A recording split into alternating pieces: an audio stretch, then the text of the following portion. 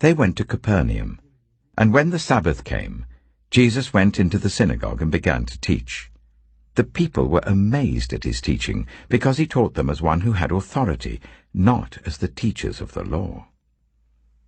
Just then, a man in their synagogue who was possessed by an impure spirit cried out, "What do you want with us, Jesus of Nazareth? Have you come to destroy us? I know who you are, the Holy One of God." "Be quiet," said Jesus sternly. "Come out of him." The impure spirit shook the man violently and came out of him with a shriek. The people were all so amazed that they asked each other, "What is this? A new teaching, and with authority. He even gives orders to impure spirits, and they obey him." News about him spread quickly over the whole region of Galilee. As soon as they left the synagogue, they went with James and John to the home of Simon and Andrew. Simon's mother-in-law was in bed with a fever, and they immediately told Jesus about her. So he went to her, took her hand, and helped her up. The fever left her, and she began to wait on them. That evening after sunset, the people brought to Jesus all who were ill and demon-possessed. The whole town gathered at the door, and Jesus healed many who had various diseases.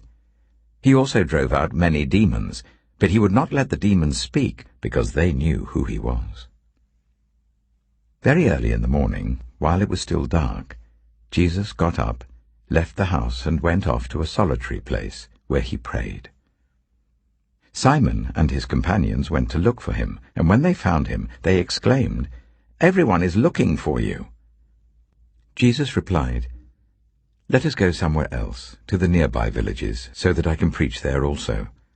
That is why I have come." So he traveled throughout Galilee, preaching in their synagogues and driving out demons.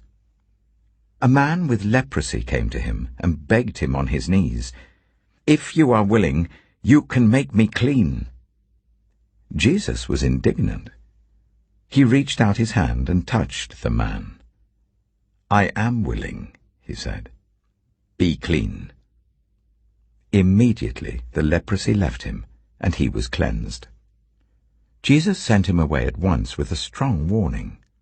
"See that you don't tell this to anyone, but go, show yourself to the priest, and offer the sacrifices that Moses commanded for your cleansing as a testimony to them." Instead, he went out and began to talk freely, spreading the news.